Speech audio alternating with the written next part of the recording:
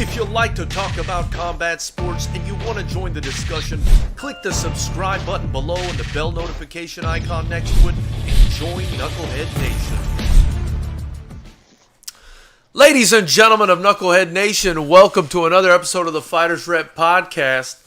I'm your host of FightersRep, and tonight we're with none other than the guy I got on my shirt right now, Chris Cross. What up, my brother? What's up, George? Thank you for having me, man. I appreciate it. Oh, Chris, it's such a pleasure. There's so much I want to talk to you about, Chris. You're a pro fighter. You're a commentator for us in FightersRep. But I want to let you kind of introduce yourself in a nutshell. Just let people know a little bit about you, and what you're doing. Okay. Like you said, I fight professionally. I made my pro debut back in September. And I do commentating for FightersRep as well, which has been a huge opportunity for me, and I really appreciate the opportunity, George. Great show. As everybody knows, it's growing. But I also have a full-time job. I carry a full-time job. I do account management and sales for a brokerage at grocery stores.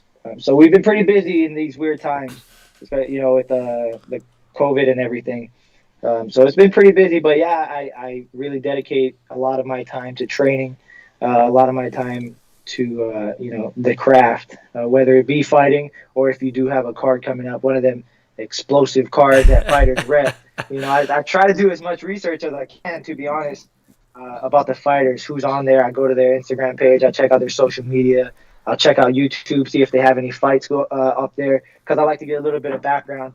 And it also helps to listen to some of their videos to get maybe an idea of how to pronounce their name, because some of the names, George, I'm gonna be honest with you, when I get the card in front of me, I'm like, ooh, this one's gonna be tough. I'm gonna have to come up with a nickname for this one. But yeah, that's basically me in a nutshell. What's going on? Outside of that, I'm married. Been living my life with my wife and trying to progress. So that's where I'm at right now. Chris, man, it's such a pleasure and an honor to have a fighter, and not just one fighter, but two fighters. It's you and Blake Bulletproof Troop that call our fights, and I don't think you can get much more legitimate than you and Blake Bulletproof Troop, my man. Man, Blake is a huge addition. He's awesome to work with. His energy is crazy. He's always bringing the energy, so it's easy to feed off of that. And he also has so much years of fighting in his background, so he's always calling the shot. He sees strategies before they happen, and he's got such a good knowledge of gyms around Southern California. So it makes it real easy for me, to be honest with you, George. I mean, I sit there and basically, talk crap. Yeah. So. I mean, I almost feel like naturally you're more like kind of the play-by-play guy, and Blake Troop is kind of like color commentary. And it's just a great mix, man. You two are a great mix, a knowledgeable mix.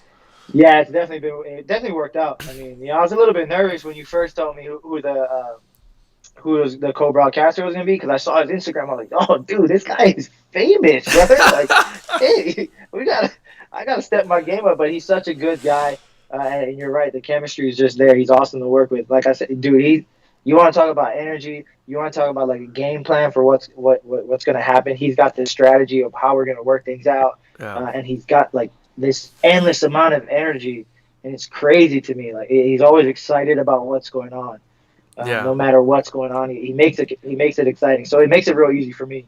Well, like I said, I think you're fantastic as well, especially with Blake in there. And talent translates. And, I wanted to touch on your fight career a little bit. I mean, I met you with you fighting on the FightersRep amateur cards back when we were doing MMA fights. And I mean, goddamn, if anybody's not seen Chris Cross throw some hands, I mean, you are a beast, my man. Chris, tell me what got you into the fight game, man. Because you're very explosive, man. You're exciting to watch. So I played football throughout high school, and I was lucky enough to play throughout college and have a few opportunities. But outside of that, once that was done and over with, and I kind of came to peace with, this isn't going to be in the cards for me in the future. I kind of hit I don't know, like a stalemate with myself. I was just going to work, kind of falling into an everyday routine, and I boxed. I did karate growing up. So I was looking for kind of a competitive environment. Playing basketball was cool. I played basketball in like leagues, and it was cool, but it just wasn't doing it for me. So one of my coworkers and I were watching a UFC highlight, and he asked me, and he was like, "Hey, you want to go check out a gym?" I said, "Let's do it." So we went to go check out a few gyms, and I went into Team Oyama, and as you know, that's the gym that I've been with since, and it just felt right. There's so many personalities in there. They never excluded everybody, and they always welcomed everybody with open arms. To me, everybody talks about. You can hear it on the Joe Rogan podcast, or whether it's on the UFC. They talk about best gyms in the world.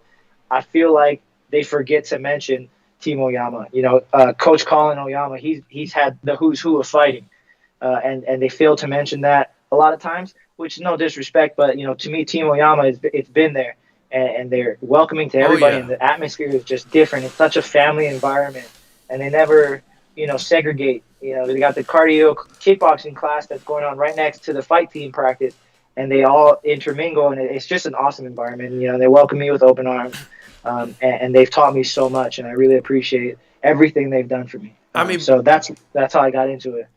I mean, besides the tremendous success, and I got to second you on that one because, being a Southern California-based fight promotion, I mean, I've dealt with the who's who. We're right here in the middle of the mecca of combat sports, and I think if anybody is talking about the best gyms in the world and they leave out Team Oyama, they're just tripping, man. You guys had three guys. You guys had three guys compete, or two guys and a girl at least compete last week during the UFC events. Yeah, and we got two more coming up. We got Louis Smoka coming up on the May 30th card, and then Alex Perez, who he's always in my corner, my wrestling coach, and he's one of my best friends. I'm from Hawaii, so out here in California, he's one of my best friends. He's on that June 6th card, and he's gonna make some waves, man. Alex, he's gonna make some waves. Yeah. Well, that's something I wanted to talk about too. I mean, you got this Hawaiian background that I keep, seeing and hearing about. And then when I got this crisscross shirt, which is super dope, it had it has like the Hawaiian God of War on it or something. I mean, tell me a little bit about your background, Chris. Well, I was born and raised in Wahiawa, Hawaii. You see it on the hat. I always got to put on for my city. I'm always, put on for where I'm from. So born and raised in Wahiawa, Hawaii. I never left the island until I was 17 years old when I left to go to college to play football. So, I mean, Hawaii for me is always home. But after college was done, I wanted to see, my wife and I, who was my fiance at the time, we really wanted to see if we were going to be able to make it on our own. So we decided we're going to take a shot and move out here. Well, I was originally supposed to move to Stockton, California, which is, if anybody knows about Stockton compared to Southern California, not the best. Opposite ends of the spectrum. Yeah. Hey, man, I always got a place in my heart for Stockton, California. I went to school there for 3 years, and I lived there. All my friends were back there, so that was the original plan. But we came out here to meet her uncle, and I was driving through, and it was kind of crossing my mind, like, hey, if this is where, I'm going to have to settle down and have some kids and have a family and stuff, I think so this is a lot nicer than Stockton. So we ended up out here, but Hawaii's always home for me. Hawaii will always be home. I always put on for my home city, and being Hawaiian, I'm always proud to represent that. So for sure. We got RGN's in the Granite in here. Salute RGN. I think he was trying to call into the show, but we hadn't opened up the phone lines yet. They're open now. If you guys want to call and ask Chris any questions, and Fight Life Nation is in here as well. He says Chris Cross is such a good guy. His fights at the early FightersRep shows were exciting. Man, appreciate that. Which they sure as hell were, man. I remember you won your first fight in like a couple seconds with a knockout or something. Yes, and then he also says Rogan actually recently just gave props to Oyama's gym after the Carla Esparza fight. So it's good to hear that you guys are getting the credit you deserve from Joe Rogan, Absolutely. Yeah, like I said, Coach Colin's been around since the beginning. What I mean? And he's the kind of guy that doesn't like the cameras and stuff, but he definitely deserves some credit because he's an amazing coach, and he way outside of just fighting. He cares for his fighters For more sure. so than just being a fighter. For sure. Well, we got a call coming in, and I believe it's RGN in the Granite. Is this you, OG? Well, yeah. Well, I'm calling from my landline. I can't call you from my iPhone. He's speechless. You want me to? Would you rather me call you from my iPhone? Or? No, it doesn't matter, OG. We're on the line with you, brother. How are you doing? You got some questions for Chris? Yeah, this is me, but I'm delayed. Okay, now I understand. I get it. I'm delayed. It's all good, brother. So what's going on? Chris Cross is. I've seen him fight. I didn't see that dude fight the night before, but I've heard of him. But this kid I've seen fight. He's a humble cat and definitely a great fighter. Great fighter. He's a hell of a fighter. Chris, are you able to hear what the OG is saying? No, I was going to say, I didn't know if he was talking or if you had. I can't hear it. I don't hear him at all. Yeah, he was saying that he's seen you fight and you're a humble cat and a really good fighter. Oh, I appreciate it. I really appreciate that. Thank you. Chris, are you able to hear what the OG is saying? No, it's coming from the East Coast, George, so maybe that's what it is. It's all good, brother. It's all good. Yeah. So he's saying he appreciates that. OG. Oh, absolutely. I'm watching it on here on my screen. I can see it, so I can hear him replying. Maybe he can't hear me. That's fine. I think he's a great fighter, and you know what? I love this kid's attitude. He's gonna go places, George. This kid right here. I think so too. You know, Chris, the OG is saying that he loves your attitude. No doubt. He feels like you're gonna go places. And I'm telling him I agree, man. Chris Cross, he's not only a great fighter, he's really good on the microphone. You know, if you guys ever listen to any of the Fighters Rep cards, he really knows what he's talking about. He's very exciting on the mic.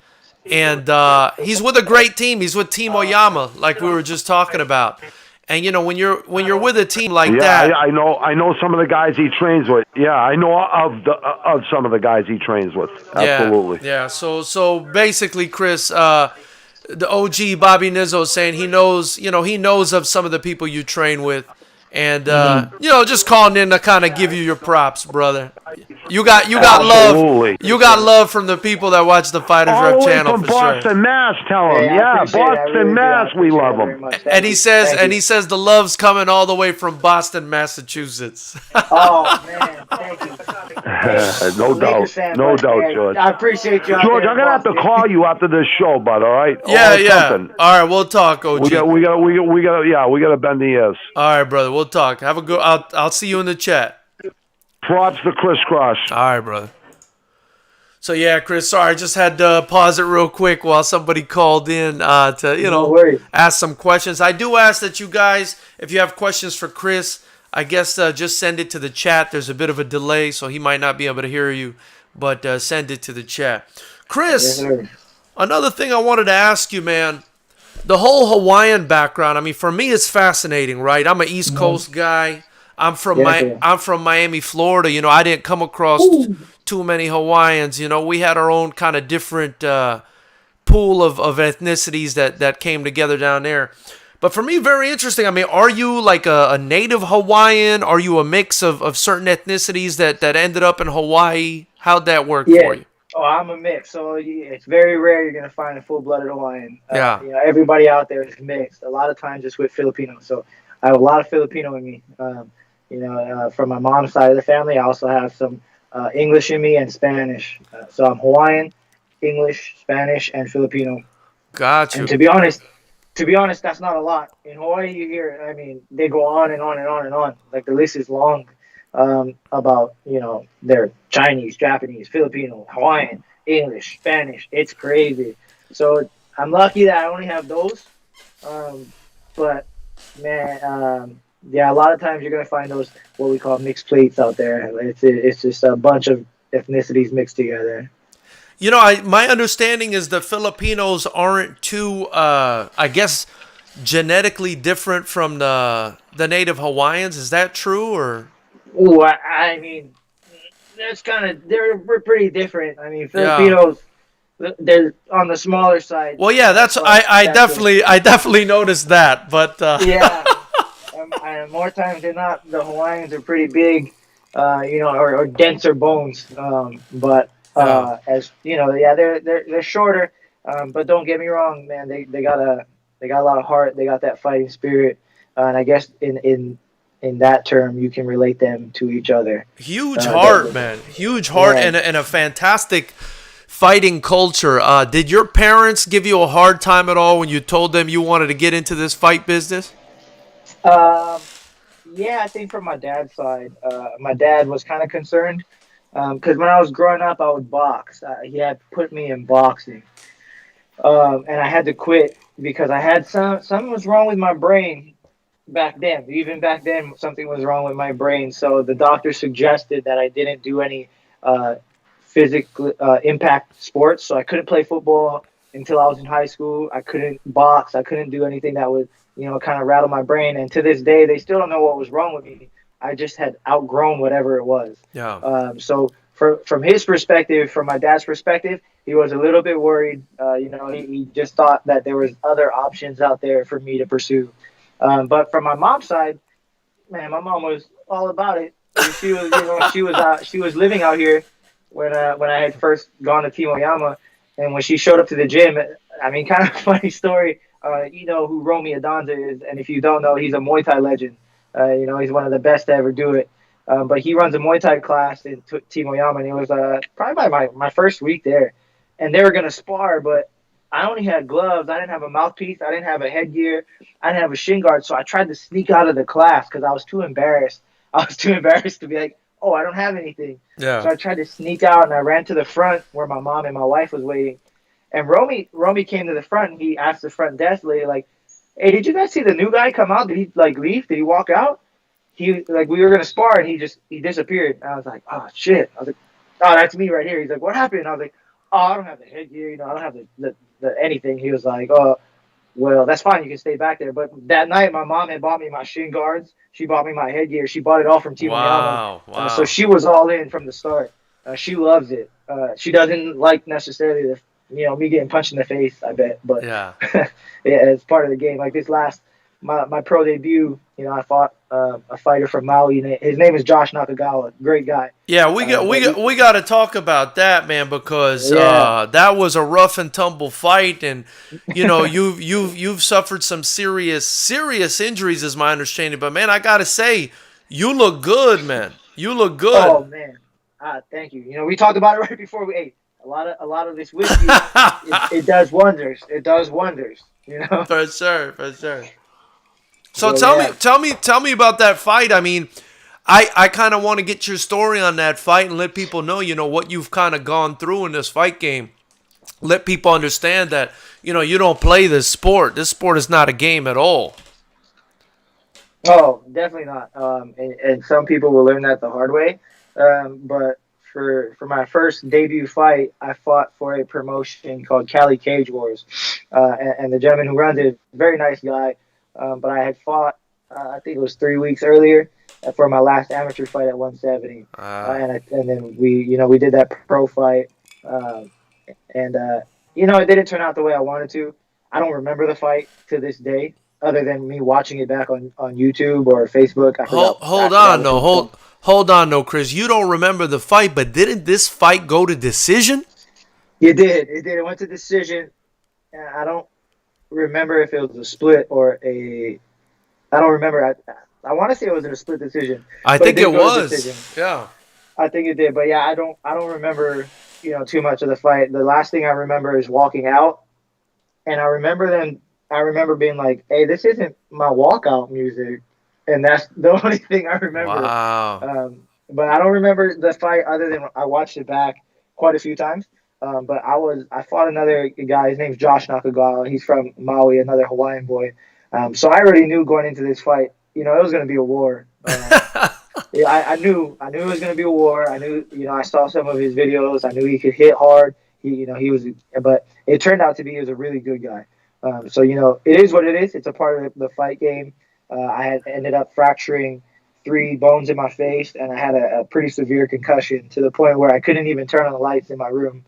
of the hospital room without getting dizzy. And there's vertigo. Wow. Going from laying up to sitting up, it was like a process. I'd have to sit up and let everything kind of calm down, and then kind of swing my legs over the bed, and let everything calm down, and then I could stand up and kind of slowly walk.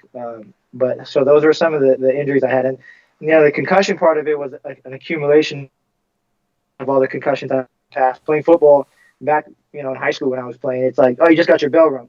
Get back in the game. You're fine. Yeah. And now it's a little bit different. But I was lucky, man. Josh was a really nice guy. After the fight, he ended up on top of me in the last round. He landed some big elbows that you could see in the video, and I went to go stand up, and shake his hand, baby. Good fight, Josh.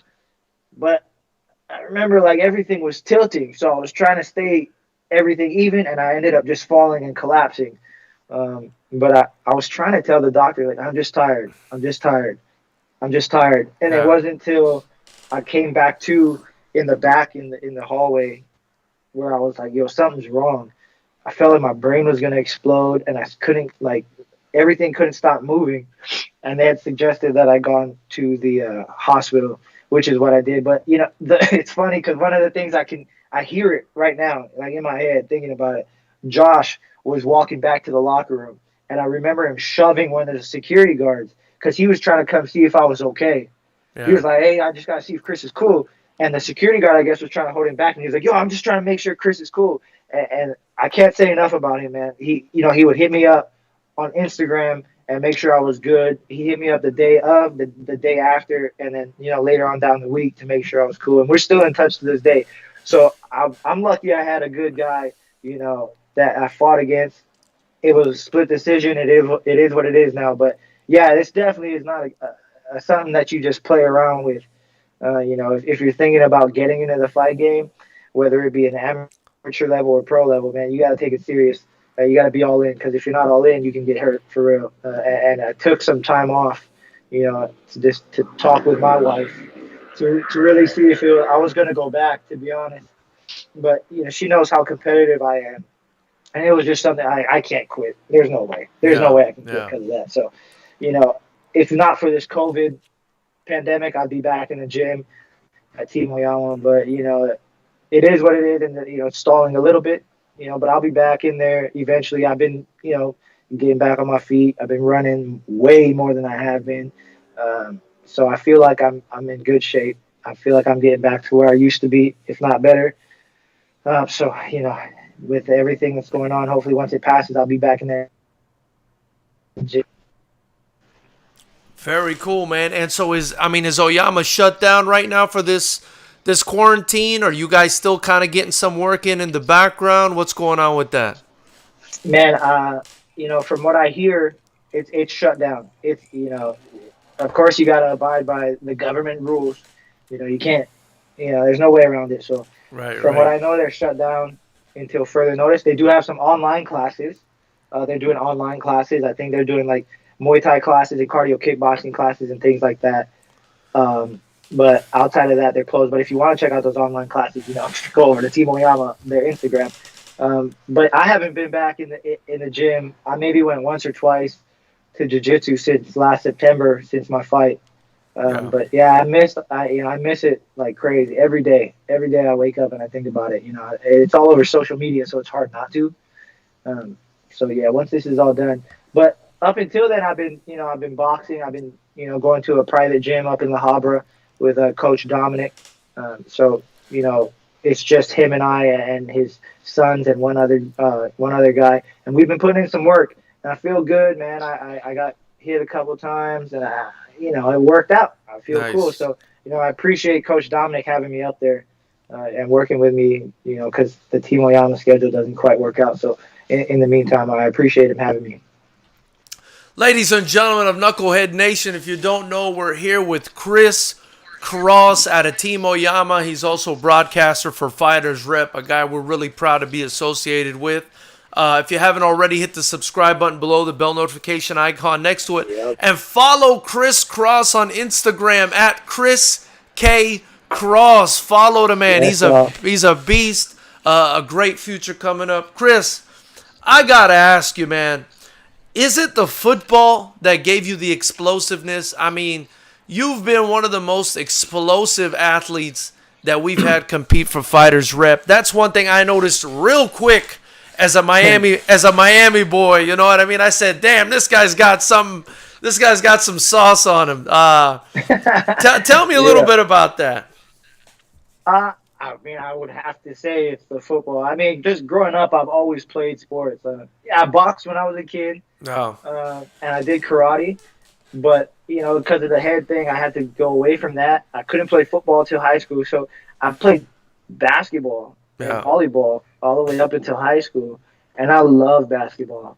I love it. If I was 6'2", man, I don't know if we would be talking right now. So I'd be trying to do something else. But I love basketball. So, but with football, there's weightlifting. You got to lift. You got to become explosive.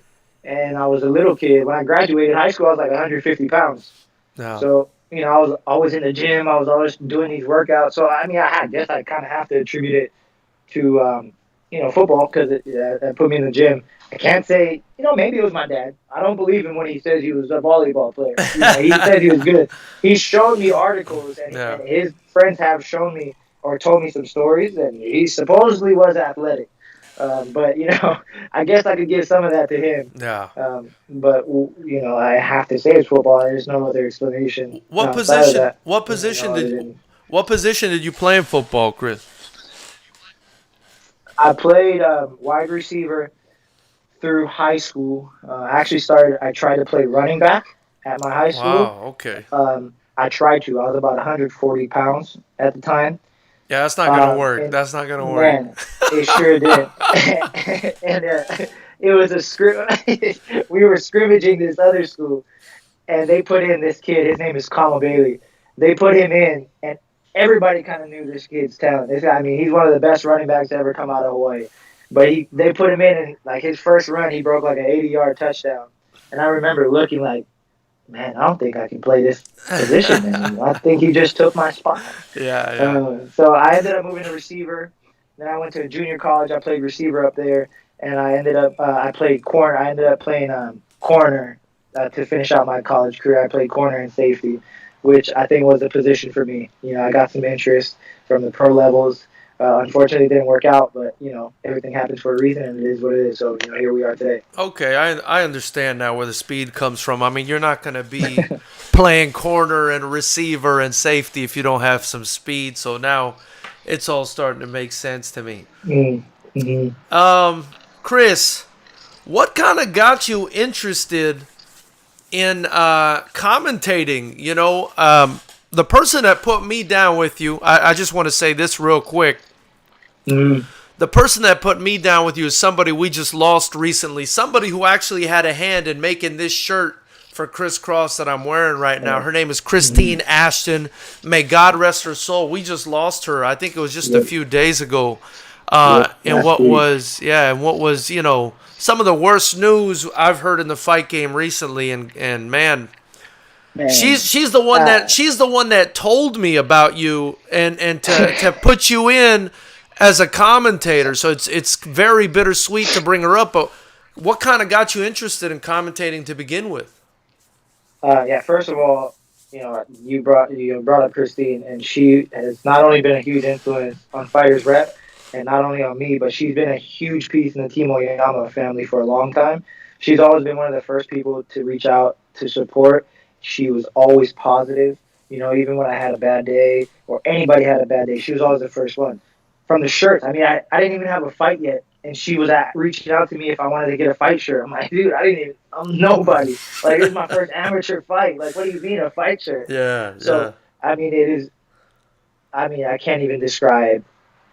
It's so sad. She's done so much for everybody. And like you said, without her, I'm not sitting here right now. I'm not commentating on these great cards. So, but it's kind of a funny story of how I got to this. I've always wanted, kind of to do something along these lines. I like entertaining. I like talking to people. I like talking. My dad always grew up. Can I swear on here? Yeah, it's YouTube. Hey, you could say whatever the fuck you want. This is YouTube. I was just making sure. But growing up, my dad always told me I was a good bullshitter. Oh, there you He go. always told me I could bullshit with the best of them. So he used to be like, hey, you're going to be in politics. But I never went to school enough to learn all that. But anyways, it's a funny story. We went to the Bellator fight card that was up at in Anaheim, or the Honda Center, I think, or the Forum. Might have one of the two.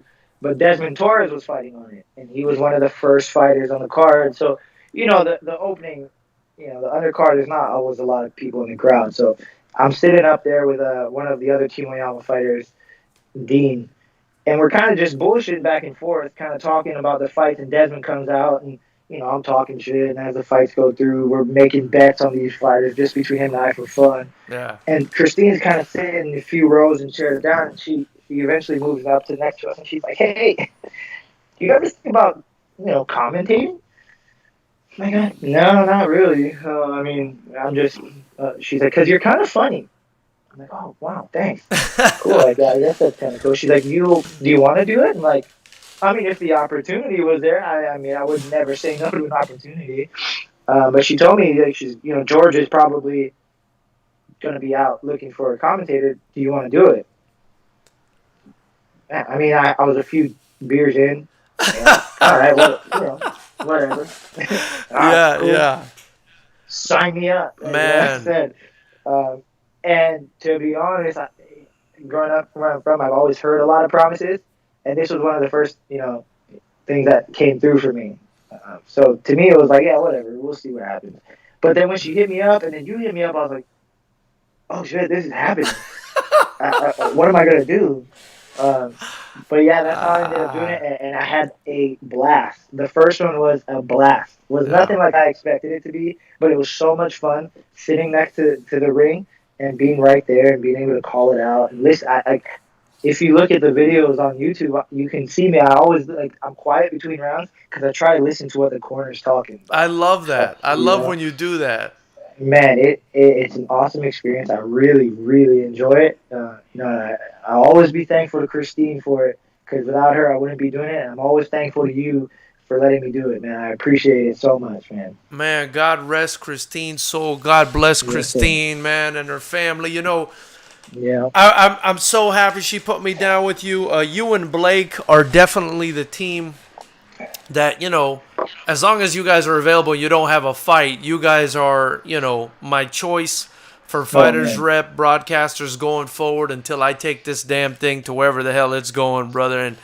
And I'm hoping it's to the top. You know what I mean? And I'm taking you bastards with me because you guys are great, man. You guys are great. Let's go. Let's go. I'm right there with you. Yeah, man. We already talked about it. We might have to go out to Florida. We might have to go back to Florida pretty soon. That'd be awesome, man. And we might, there have been talks of us maybe heading to Northern California. That's something we're also working on, but we got to deal with this pandemic first, man. Yeah, that's what, you and I text here and there, and Florida's open for sports, so we might have to hit the road. We might have to pack it up and head out back to your homeland. Nah, you don't want to go to Miami with me, Chris. You're not ready for that kind of naughtiness, man. Don't tempt me with a good time. Oh my goodness. So Chris, your teammate, well, a bunch of your teammates fought last week, man. I gotta get your thoughts on this while we're on here. We talked about this on the channel, and a lot of the knuckleheads like myself were pretty upset with the result of the fight between Marlon Vera and Song Yadong, man. Being a teammate of Marlon Vera, I mean, kind of tell me a little bit about him and what you thought about that fight. Man, I think everybody kind of knows outside of Uriah's camp that Chito won the fight. I mean, it's not a secret that he won the fight. Yeah. It's nothing new. Nobody should be listening or watching this and going, "Oh my God, what are you talking about, Chris?" Chito won the fight, man. Unless you're with Uriah's camp, Chito won the fight. It is what it is. Mm-hmm. But dude, I cannot say enough about Chito. Man, he's such a good dude. Look at his story, and if you don't know his story, you gotta go check him out. He's all the way from Ecuador, and he made so many sacrifices to be where he's at now. And I feel for him, because if you watch the fight, after the fight, like Song goes to give him a high five, he's like, nah, dude, like, get out of here. I feel for him because he put all this work. He's moved his family from a whole different country here to pursue this dream, and he's doing so 100%. He's putting his heart and soul into it, and for him, for that to be taken away because of some bad judging, man, I mean, I would be upset too. You know what I mean? Everybody knows Chito won that fight. Everybody knows he won the fight. So I don't know if there's much to say about it. He won the fight. I mean, why do you think, and we agree, I mean, I agree at least that Chito won the fight. I thought it was a good fight, but I thought Chito won the fight. Why do you think it is in this situation in particular? I mean, if you even want to comment on it, that the whole world sees it one way and the 3 judges in Florida see it another way. Yeah, I mean, to me, George, there's a lot of questionable calls on that card. Yeah, there were. That were questionable. Yeah. So to me, it's kind of, I guess you can chalk it up to the ignorance of the game from the judges.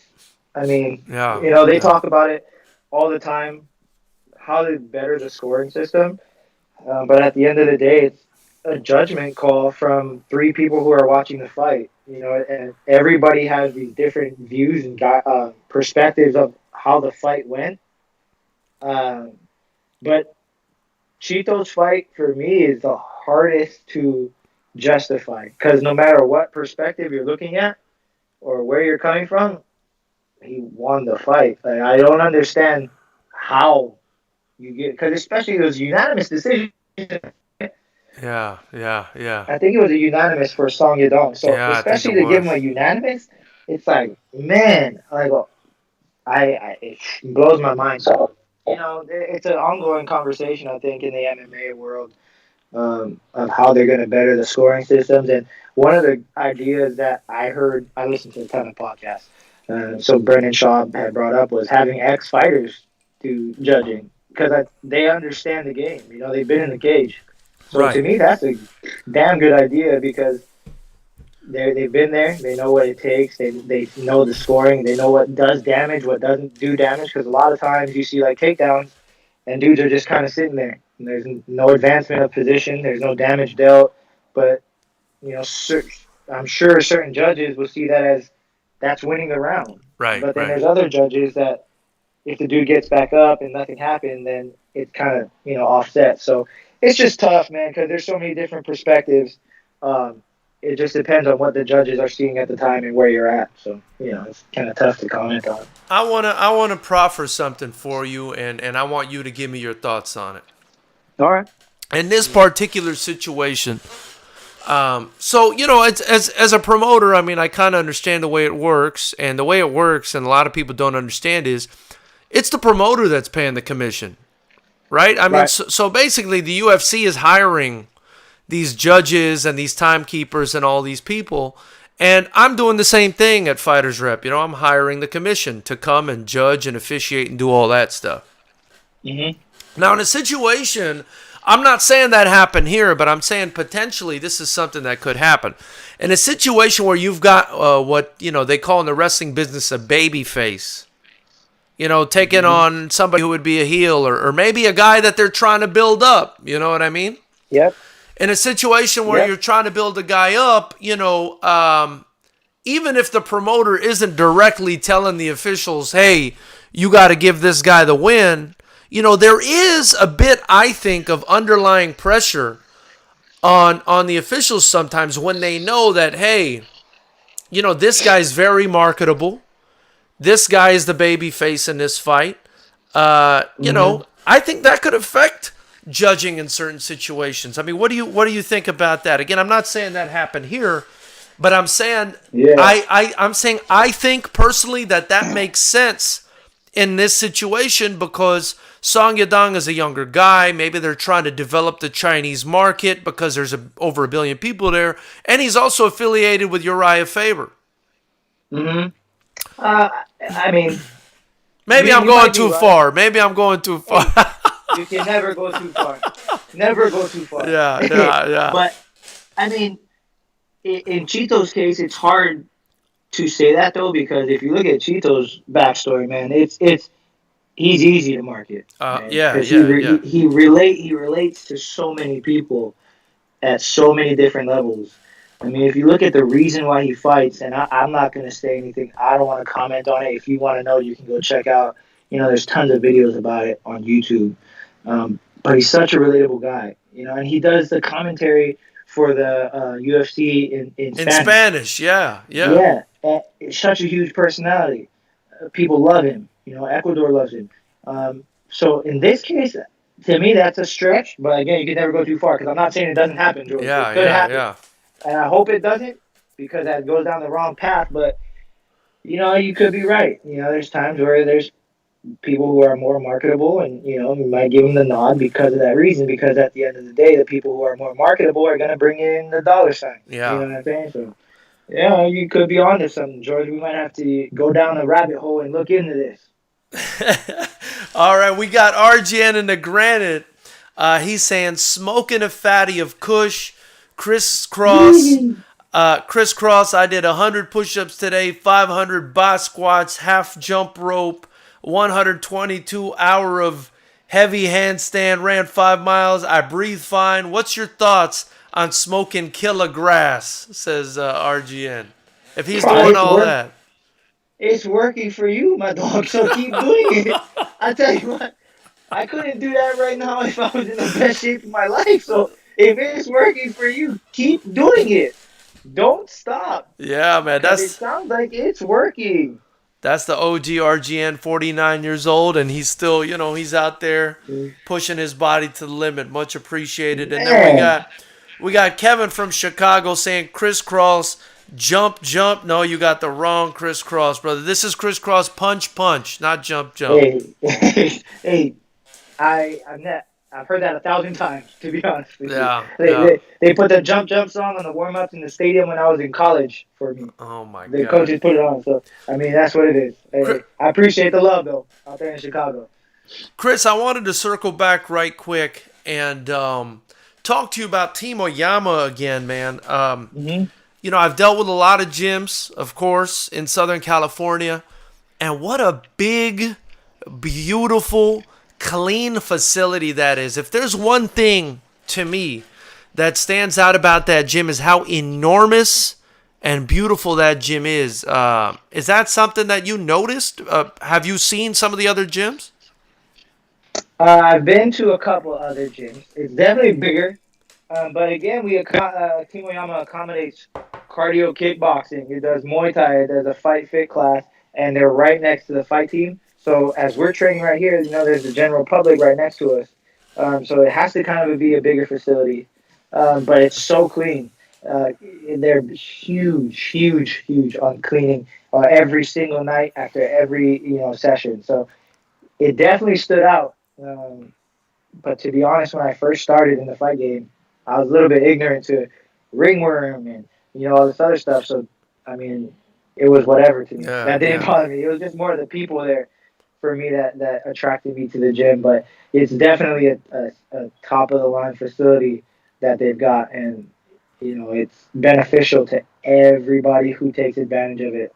So you've been there. We got everything: bag room, ring, cage, jiu-jitsu mat. It's awesome. I actually interviewed one of your teammates who's an absolute beast in the UFC, Alex Perez. I interviewed him at Team Oyama.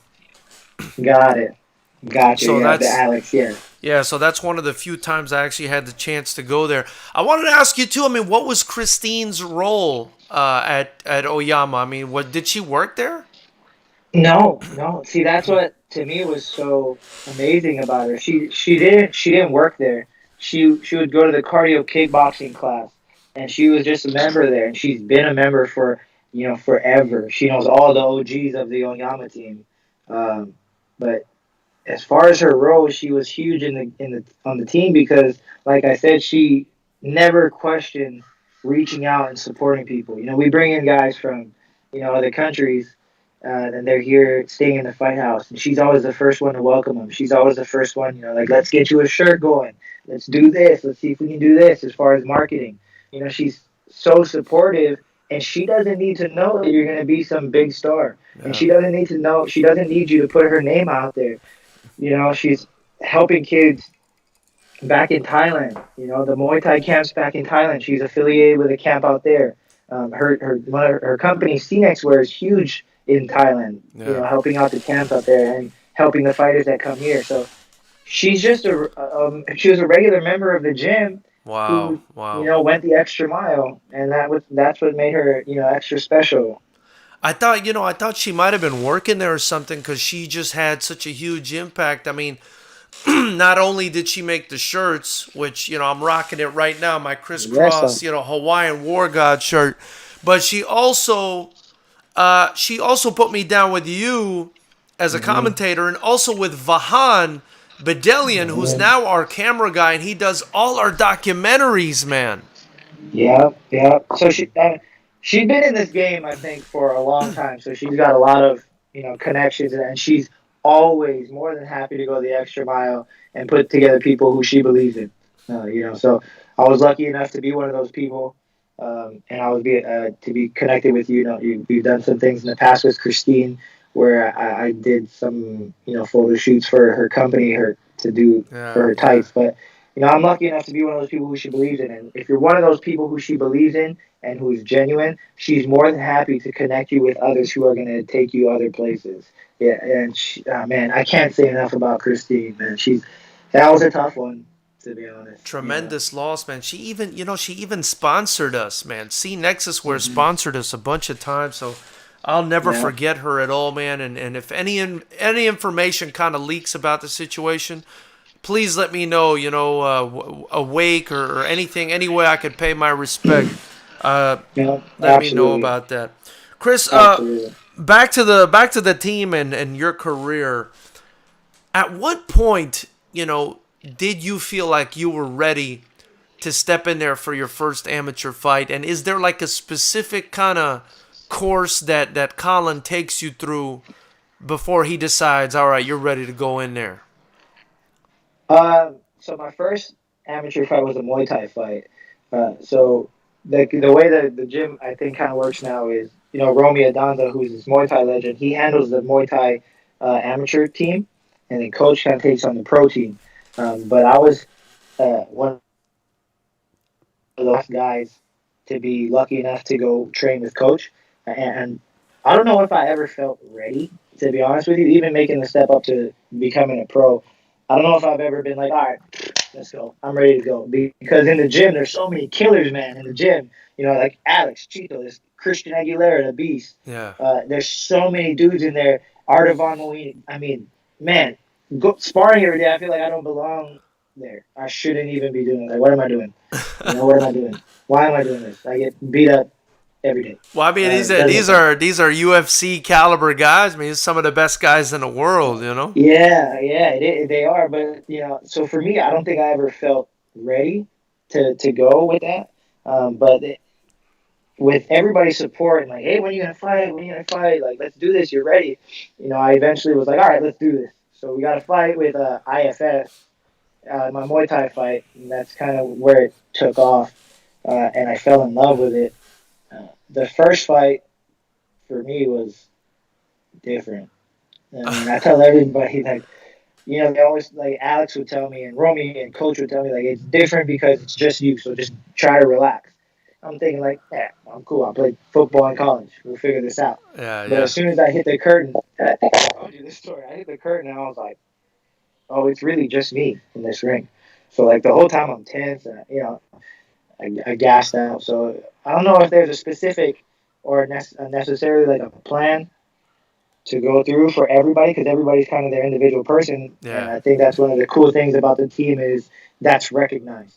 Everybody has their own style. Everybody progresses at different rates, and they're not going to push you into doing something that you're not comfortable with, unless it's to better yourself.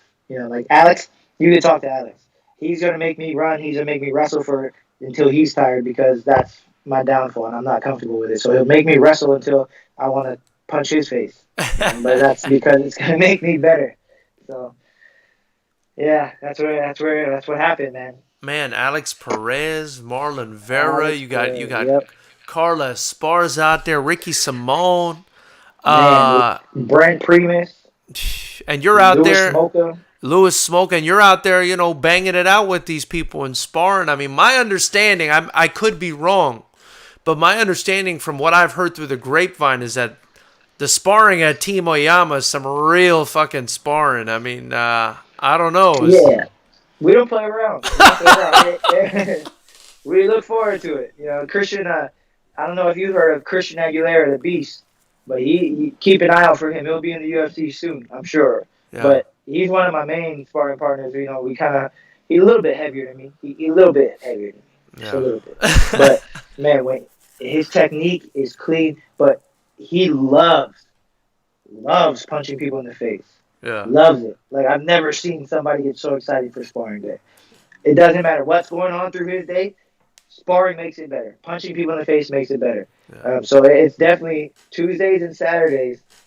You know, you gotta come and you gotta come ready, because if you're not ready, it's gonna be a long day. I mean, I've been, you know, been through hell to say the least. It's tough. It's tough. Yeah. It's tough. I mean, is the sparring always like hard, or do you guys kind of switch it up? That sometimes it's light, technical, sometimes it's just, you know, or is it always hard? I mean, how's it work? I know you can't tell me everything, but you know, whatever you want to reveal. It's you know, it's up and down. It's up and down for sure. Yeah. Some days it's harder than the other, and some days, you know, it's drilling. But when it's time to spar hard, it's time to spar hard. You know what I mean? And you don't play around when it's time to spar hard. So the game plan and coaches' strategy for everything, everybody believes in it 100%. And I think that's important too, is you got to make sure you believe in what the game plan is. And if it's today's spar hard, then you got to come to spar hard. If today's drill, you got to drill to the best of your capabilities, you know? So it's switched up sometimes, but whatever the task is or whatever we got going on that day, all he asks is that we focus 100% on that, and you'll be okay, which, you know, you got to trust in that, which everybody in the gym does. Because we're, you know, at the end of the day, we're a team. We only help each other get better. You know, if you're coming to practice every day to knock somebody out, you're knocking everybody out. Like, dude, you're not helping nobody. Right. You know, everybody's there to help each other at the end of the day. And I think that was a huge thing for me when I first started at Oyama's, was you kind of feel that family environment as soon as you're in there. So, you know, it's awesome. So it's hard to knock out your brother or your cousin or your uncle. I mean, if it depends on your uncle. It depends on how you treated you when you. Hey, it depends on how you treated you. Right. You're right. I think the whiskey's starting to talk for me now. Chris, Colin, man, I don't know him very well. Just, you know, I've worked with him a couple times because of you, and you know, he seems like a very old school stand-up guy. Doesn't mess around, but a real guy, man. What can you kind of tell me about Colin Oyama? Because he seems like a very intriguing guy. Coach is, to be honest, like a father figure to a lot of those guys in the gym. You know, he's a great coach. Obviously, he's coached the who's who of the MMA world, you know, the Muay Thai world, but he cares for his fighters 100%. And all he asks in return, he never asks for anything back. The only thing he asks in return is, like, you give 100%. Don't quit. Yeah. You know, just do everything you can do. And he's such a caring guy. I can't say enough about him, to be honest. You know, when I was in the hospital, he'd text me all the time. He'd call me, you know, make sure I was okay. And he didn't have to do that. You know, he's out there with you in Las Vegas, or, you know, wherever the card is at. And he's getting them ready for a fight that's, you know, I mean, let's be honest, it's 100 times more important than my fight in Viejas Casino for California Cage War. You know, it's just the reality of things. But he always took the time to text me, make sure I was okay. You know, on my birthday, he texted me, "Happy birthday, Hawaiian." Like, hey, you know, to me, when you have a coach that cares to that extent, where he becomes like a father figure when you don't have one here necessarily, it's huge, and that makes the biggest impact on some guys. Yeah. No, I can understand and appreciate that very much. Chris. Yeah. What's next for you, man? What's next for you? I know you're getting ready. You're staying warmed up. You probably want to get back in there despite all those injuries you suffered. People might think you're crazy, but I think you look fresh as a daisy and you're ready to go. So what's next? Hey, you might be right. The whiskey is talking for you. I don't know if I'm fresh as a daisy. Um, yeah, like I said, I talked with my wife. I talked with my family, my dad and my mom. And they understand where I'm coming from. Me being a competitive person, it's kind of hard for me to step away from the game because of what happened. So I did take some time off before the pandemic hit, and I had every intention to come back to training before after some time off after I let my brain heal and my face heal. But the pandemic hit, so I took a little bit more time off. But I'm back in the swing of things. I'm getting back in the swing of things. I'm starting to box again. I'm running. I'm working out, strength and conditioning. So I have every intent to return to the fight game, whether it be in MMA. Maybe I'll make what might come up from the broadcasting table and do a fight for FightersRep. You guys are doing pro fights now, so that may be something I do. Maybe I'll do some boxing, but I'm definitely coming back. I have every intent to come back, as long as my wife supports it and she's okay with it. Because at the end of the day, the fight game will end to some extent. You can't fight forever. Yeah. And I got to start to account when I have children. I have a daughter already, but when I have other children that I have to be around, I got to be there mentally, and getting punched in the face doesn't help with that. Not just for them, you selfish bastard. What about for us? We need you to continue calling fights. Oh, yeah, I'll call the fights. I'll broadcast, commentate up until I can't talk anymore. I'll do that till I can't talk anymore. And the way I talk, if you know any of my friends or family, I can talk for days. So you're going to have me as long as you want me to be there, George. I'll be there to commentate on these cards. Hey. They are some fights, too. They're so fun to watch. Thank you, man. Thank you. And, you've been there. I mean, you've been around since FightersRep 2 when you competed for us, and you've seen the show evolve, and I hope you like what you've seen so far, brother.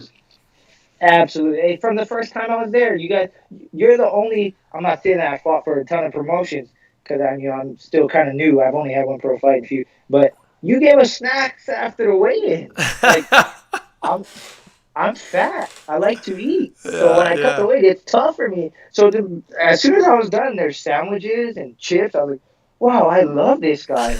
And I love George. And even, Son Yu, you want to talk about somebody's crazy. Son Yu is crazy, but even he was like, dude, there's snacks here. And he was trying to eat all the snacks. So you do things that are so unique, but I think it's progressing the brand and it's progressing the fight game forward and in a direction that it should be going to. So thank you, man. That means a ton to me. And I said it on the show. I said it on the show yesterday. There's two kinds of people I don't like. The first one are the cheap bastards. So if you're cheap, get the hell out of here. Okay. Yeah. And the second one is basically somebody with no empathy, somebody that doesn't have a conscience. I can't trust people like that. So yeah, I mean, it's part of not being cheap, man. The least I can do for the fighters is have food ready for them and drinks ready for them after the weigh-in. I think that's the very least I can do for them. Yeah, that was awesome. Awesome. J. John Tash Alvarado's in here, and he says he digs your hat. And he says, I can't even pronounce it. Wahiao? Is it Wahiwa? Wahiwa. He says, Wahiwa, baby. So, hey, that's actually my brother. Oh, nice. That's my older brother, John. He just moved to Seattle with his family. So, what's up, John? But if I can, I just want to let him know that Uncle is getting itchy, and I tuck him in pretty soon. Yes, but that's just between me and my brother, and maybe one other guy on Instagram. But I will tuck him in pretty soon, just so he knows. I love it. Hey, I don't want to get tucked in, whatever that means. Hey, brother, bring your ass down to Southern California, man. You can come watch your brother commentate on Oh the man, fights and compete, man. Seattle's too yeah. cold, So man. I try to tell him. I try to tell him Seattle is not where it's at. Hey, Seattle, there's no sun. The sun doesn't even want to go there. The sun shows up because it has to. Yeah, If it yeah, didn't have to, yeah. it wouldn't even go. But he has all the plans to come down here with his family and come check it out. I'm sure he'd be more than happy to come check out one of these cards.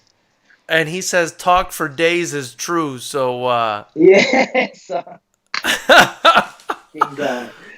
Man. Neil, the security is in here. Well, first, RGN said, Fighters Rep is going to get huge, and, you're going to get huge, too. He's definitely showing some love. Neil's security says, was Esparza always training with Team Oyama? Because it seems like her hands got way better in her recent fight.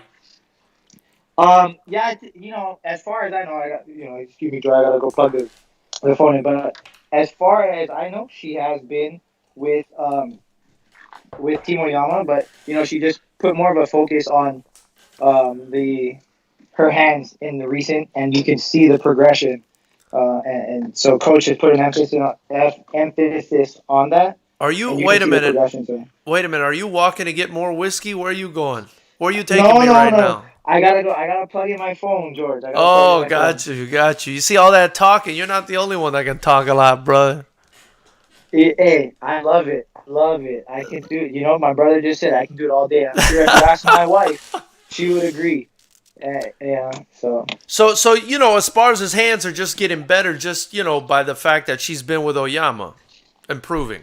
Yes, absolutely. 100%. So I've seen her grow to where she is now. Oh, I got to fix this. My wife will fix it. But definitely, she's just been with Team Oyama. And coach just put more of an emphasis on it. So that's Yeah, where that came from. But yeah. for sure, my man, for sure. Is Sorry, there? No, it's all good. Is there anyone else we should look out for at Team Oyama, Chris?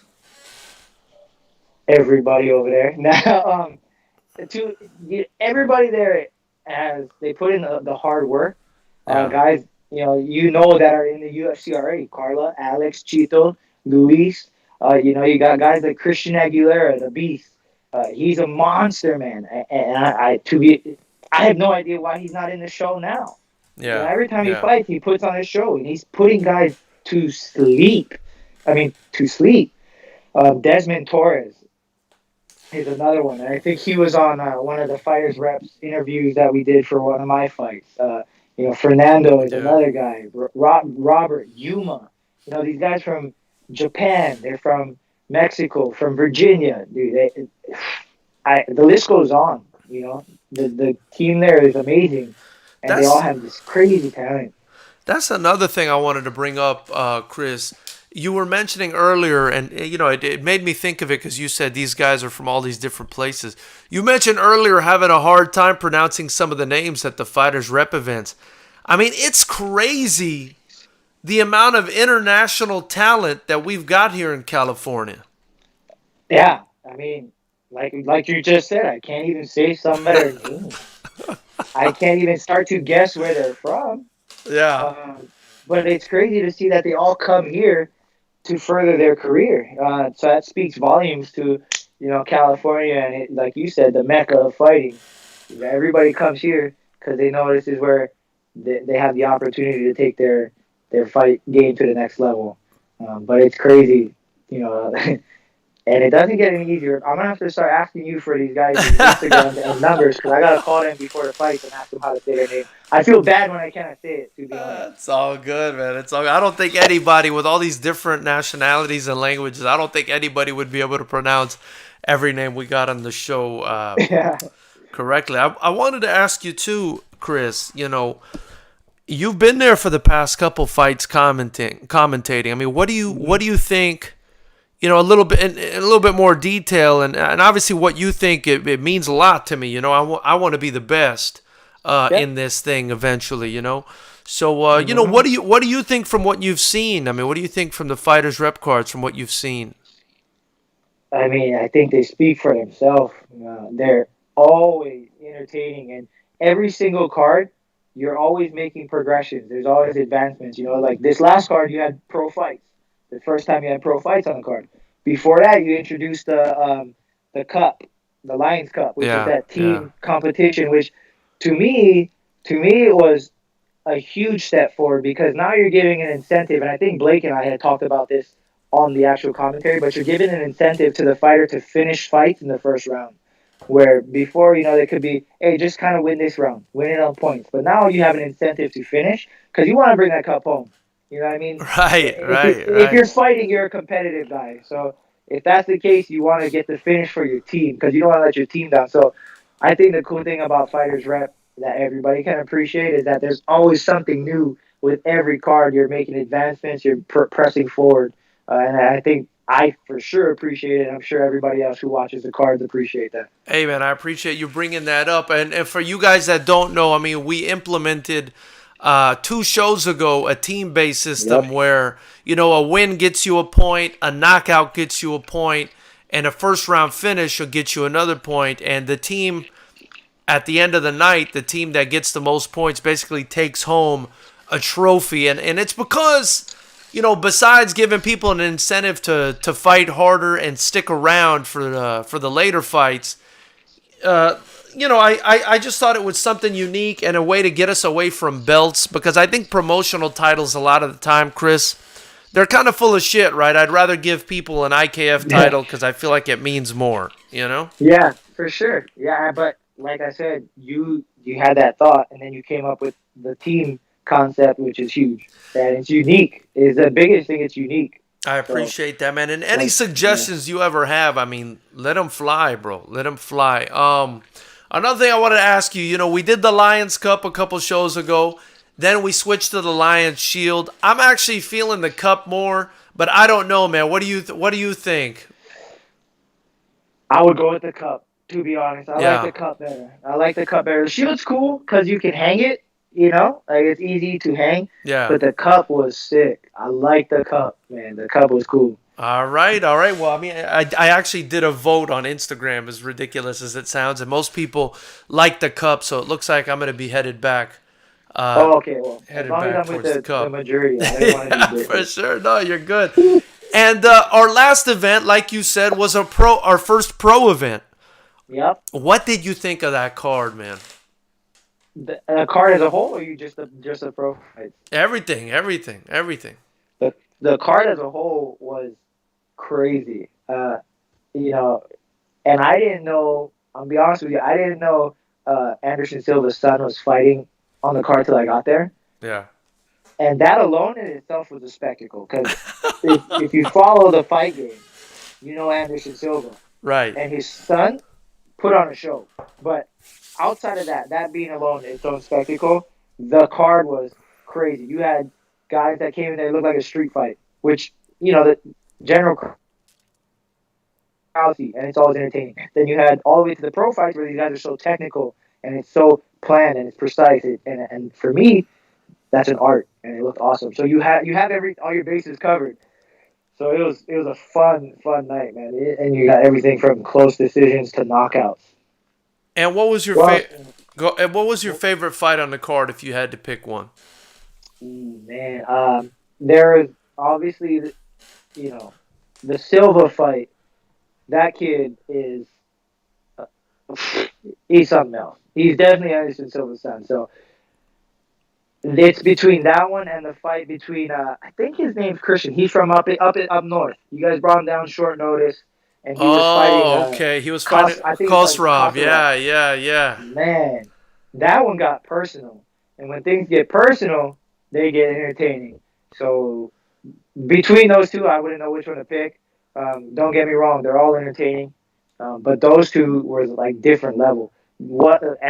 Silva, because just the pure talent, and his opponent was so game. Yeah, there was no quitting him. Yeah. And he didn't care. He was fighting Anderson Silva's son. He was coming with it. And then the Kothorov fight. That dude always brings it. I've commentated on his card before, on his fights before. Yeah, man. And he a little bit crazy. Don't kill me. I know how you guys out there in Russia do it. You're a little bit crazy. Okay? He hit me up before the fight and was like, It's going to be a show. And they put on a show. That's for sure. So between those two, those are my favorites. Wait a minute. These dudes are hitting you up, Chris. Hey, I mean, he was at the open workout.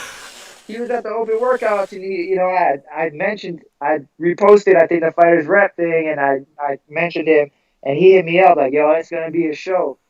And when I read it, I said, there's no doubt there's going to be a show. I've seen you fight before, man. Yeah. And it was a show. Virginia Taoyan in here says, represent Hawaii 96786. That's my sister now. Oh, Lord. She says, yes, sir, bless her. That's our little brother. Yes, sir. She says, this is, I think she's saying this Ange and Jen. So I guess your sister's Ange. Yeah, that's my two sisters. Hey, one of them is, her name, she forgot a letter in her name. It's Mangela. But it's, we let that slide. It's all good. We fix that later, Ange. No worry. Yeah. RGN's in the granite says, respect Chris Cross for shout out to Fighters Rep. Amateur is so important. And he says, Anderson Silva, Pound, legend. Yeah, I mean, he actually, were you commentating on the card where he fought for us, the one before that? Or were you not? Nah, that's what that was, I think it was 2 weeks after I had gotten my concussion. That's right. I remember hitting you up and being like, oh, dude, I can't do it. I can't even get out of bed. And I was like, oh, shit, he's hurt. And I kept saying, come on, man, get your fucking ass out the bed and come help us commentate, man. I was trying to put some pressure on you, but then I started feeling selfish, and I was like, nah, let this guy heal up, man. Hey, if there was any possibility of me doing it, I would have done it. You could have streamed it from like this, and I would have commentated. I don't think it would have sounded too good because I was kind of slurring my words because of the concussion. But I love commentating, so it sucked. I remember the day I had to message you and be like, hey, George, like, I'm in the hospital. There's no way. Man, well, Chris, we love having you, and I've already kept you, believe it or not, for over an hour and 10 minutes now, man. I don't want to I don't want to continue to take your time because I don't want your wife to hate me. I need you to continue to commentate on my fight. But Chris, is there anyone you want to shout out? Anything you want to say before I let you go? Man, I just want to, thank you, George, obviously, for the opportunity, fighting, commentating, being on your show. Team Oyama, 10 Planet Jiu-Jitsu, all my teammates, Alex, Chito, Desmond, Fernando, all those guys, and obviously my family, the hometown, Waiho, Hawaii, 660, if you guys want to get some of this, and then, MMJ, California, because they helped me huge with my concussion. The CBD products, I can't speak enough to it. I have Crohn's disease, George. You know this. I think I've told you. And I don't take nothing over the counter anymore. All of it is CBD, and it's all through MMJ. So they're huge. And then also, Native is one of my other brothers' companies. And then lastly, I'd just like to say, rest in peace, Christine.